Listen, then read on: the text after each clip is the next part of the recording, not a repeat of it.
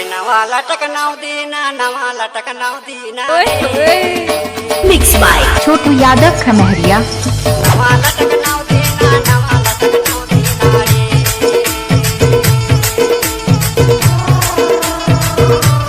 सुनत बिचारी बता दो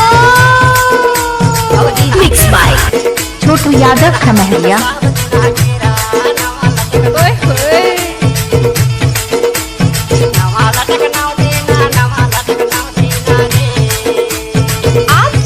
छोटू यादव का मिक्स किया हुआ गाना।